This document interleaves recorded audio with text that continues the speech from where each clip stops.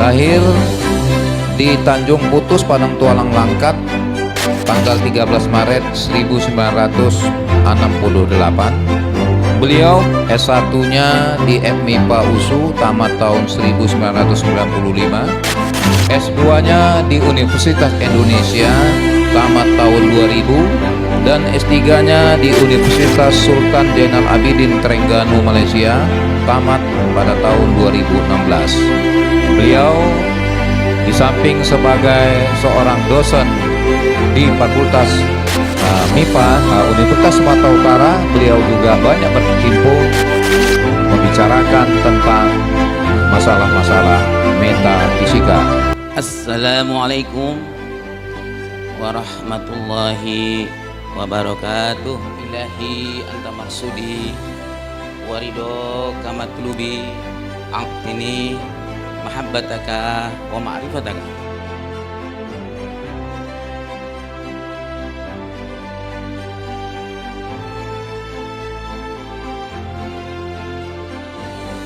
Bangun pagi langsung sarapan, sebelum pergi mencari ikan, hati tergerak untuk ucapkan salam pembuka untuk Pak Sontang. Assalamualaikum warahmatullahi wabarakatuh. Tugas ujian akhir semester ganjil, mata kuliah fisika kuantum, spektrum radiasi benda hitam dan potensi cat hitam konduktif solar paint sebagai pembangkit listrik tenaga matahari. Dipresentasikan oleh Agus Turbila dengan NIM 2008-01004. Dosen pengampu Dr. Muhammad Sontang Siotang, SSI, MSI, Program Studi S1 Fisika, Fakultas Matematika dan Ilmu Pengetahuan Alam, Universitas Sumatera Utara tahun 2022.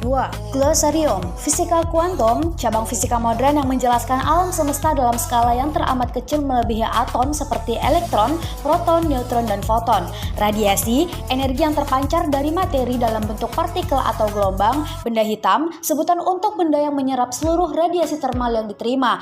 Emisivitas adalah rasio energi yang dipancarkan oleh material tertentu oleh benda hitam yang ideal pada suhu yang sama. Solar paint, cat konduktif berbahan dasar limbah biomasa RGO yang diperoleh dari limbah seperti bulu hewan. RGO, Reduced Graphene Oxide, adalah material hitam untuk menangkap radiasi matahari yang kemudian akan dikonversi menjadi energi listrik melalui perangkat elektronik. Fisika kuantum lahir didasarkan oleh adanya berbagai ketidaklengkapan dalam penjelasan fisika klasik di skala kecil, seperti ketidakmampuan fisika klasik dalam menjelaskan radiasi benda hitam atau black body radiation. Istilah benda hitam sendiri merupakan sebutan untuk benda yang menyerap seluruh radiasi termal yang diterima, dengan tidak memantulkan cahaya dan tidak memungkinkan cahaya apapun untuk melewati atau keluar dari sisi manapun. Energi yang terserap akan memanas dan memancarkan radiasinya.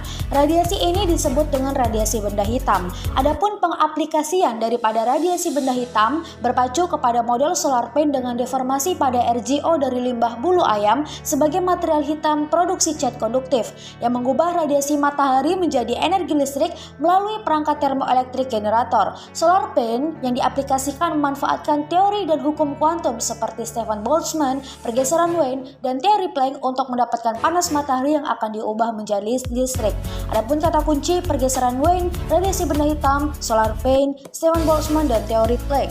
Presentasi ini memuat 19 halaman yang akan membahas tentang black body radiation atau radiasi benda hitam serta pengaplikasiannya terhadap solar paint sebagai material absorber panas untuk pembangkit listrik. Latar belakang, teori gelombang elektromagnetik terus berkembang hingga awal abad 19 sebelum pada akhirnya gagal menjelaskan fakta spektrum radiasi benda hitam. Eksperimen pertama kali dilakukan oleh Stefan Boltzmann pada 1879 untuk mengetahui karakter universal dari radiasi benda hitam. Selanjutnya, Wien menemukan jika benda hitam dipanaskan terus-menerus, ia akan memancarkan radiasi kalori yang puncak spektrumnya memberikan warna-warna tertentu. Hingga pada tahun 1900, Planck membuat suatu gagasan baru tentang sifat dasar dari gertaran molekul-molekul pada dinding rongga benda hitam. Adapun tujuan daripada presentasi ini adalah untuk mengetahui konsep radiasi benda hitam, untuk mengetahui hukum Stefan Boltzmann, pergeseran Wien, dan teori Planck, serta untuk mengetahui inovasi renewable energy solar paint dan kaitannya dengan konsep radiasi benda hitam. Adapun manfaat dari presentasi ini adalah untuk memberikan informasi dan melakukan sharing session kepada partisipan kelas fisika kuantum terkait konsep radiasi benda hitam, serta melakukan brainstorming terkait solar solar pain sebagai aplikasi dari radiasi benda hitam. Istilah benda hitam diperkenalkan pertama kali oleh Gustav Robert Kirchhoff pada tahun 1862. Benda hitam merupakan sebutan untuk benda yang menyerap seluruh radiasi termal yang diterima dengan tidak memantulkan cahaya dan tidak memungkinkan cahaya apapun untuk melewati atau keluar dari sisi manapun. Energi yang terserap akan memanas dan memancarkan radiasinya. Radiasi ini yang biasa disebut dengan radiasi benda hitam. Sifat spektrum cahaya benda hitam yang ideal ada dua, yaitu yang pertama, benda hitam yang lebih panas akan memancarkan yang lebih banyak memenuhi seluruh panjang gelombang. Yang kedua, spektrum benda hitam bersifat tetap dan memiliki puncak pada panjang gelombang tertentu. Adapun contoh peristiwa radiasi benda hitam diantaranya sebagai berikut: gejala pemanasan global atau efek rumah kaca yang menyebabkan peningkatan suhu bumi rata-rata antara 1 sampai 5 derajat Celcius. Yang kedua ada panel surya. Aplikasi dari radiasi benda hitam pada alat ini menyerap energi panas untuk diubah menjadi energi listrik. Penggunaan pakaian hitam: ketika matahari terik kita akan terasa lebih panas apabila kita menggunakan baju yang berwarna hitam daripada baju yang berwarna cerah. Hukum Stefan Boltzmann. Tahun 1879, fisikawan Austria bernama Joseph Stefan melakukan eksperimen bahwa daya total persatuan luas yang dipancarkan oleh semua benda hitam panas pada semua frekuensi adalah sebanding dengan pangkat 4 suhu mutlak benda. Selang beberapa tahun kemudian, berdasarkan teori gelombang elektromagnetik cahaya, Ludwig Boltzmann menurunkan hukum yang diungkapkan oleh Stefan dari gabungan termodinamika dan persamaan Maxwell dengan rumus yaitu P atau daya radiasi sama dengan energi radiasi per waktu radiasi, atau emisivitas dikali konstanta Boltzmann dikali luas penampang dikali suhu mutlak benda pangkat 4. Selanjutnya hukum pergeseran Wien. Akhir abad ke-19, para ilmuwan masih mempertanyakan terkait penjelasan tentang spektrum yang terlihat oleh mata manusia ketika benda berpijar. Kemudian, Wilhelm Wien menjelaskan tentang kejadian tersebut. Wien mengemukakan bahwa spektrum benda berpijar adalah kontinu, akan tetapi ada panjang gelombang pada spektrum yang berada pada intensitas yang paling besar. Panjang gelombang tersebutlah yang menentukan warna pijar pada benda. Hal ini dapat dinyatakan dalam rumus panjang gelombang maksimal dikali suhu adalah tetapan pergeseran Wien. Perubahan warna pada benda menunjukkan perubahan intensitas radiasi benda. Ketika suhu benda berubah, maka intensitas benda akan ikut berubah atau terjadi pergeseran. Pergeseran ini dapat digunakan untuk memperkirakan suhu benda atau biasa disebut dengan pergeseran Wien. Yang ketiga ada teori Planck. Masalah besar yang menarik dan belum terpecahkan oleh para ilmuwan fisika yang di akhir abad 19 adalah penjelasan ilmiah mengenai radiasi benda hitam dan pergeseran Wien.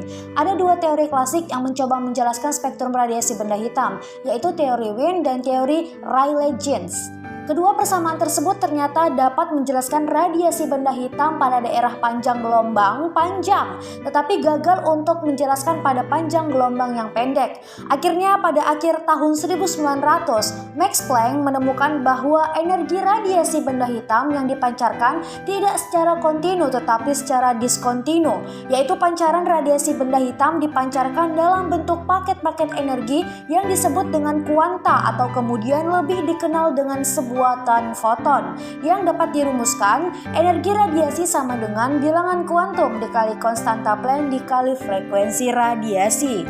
Adapun pengaplikasian radiasi benda hitam materi fisika kuantum ini adalah pemanfaatan solar pain berbasis reduced graphene oxide atau RGO dari limbah bulu ayam sebagai cat konduktif pembangkit listrik tenaga radiasi matahari.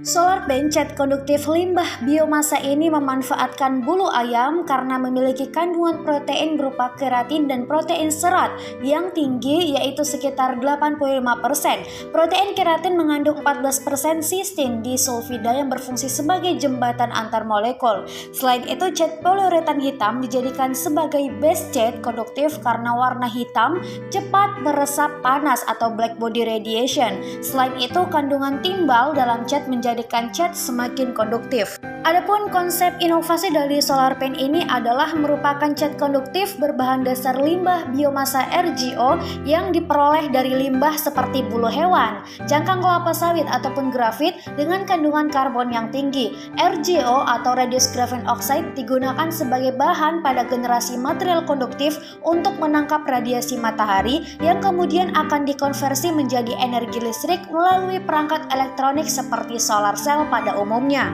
Adapun cara kerja dari inovasi atap elektrik dengan SolarPaint yaitu dengan memasang di atas atap rumah yang mana pada saat radiasi matahari mengenai permukaan material seng yang telah dipolis cat konduktif perovskite limbah RGO, maka terjadi proses absorpsi foton dari panjang gelombang yang panjang menjadi pendek sehingga menyebabkan peningkatan suhu akibat pergeseran Wien yang kemudian diserap oleh perangkat termoelektrik pada sisi panas tipe P yang akan menghasilkan arus listrik. Soal dan pembahasan. Soal nomor 1.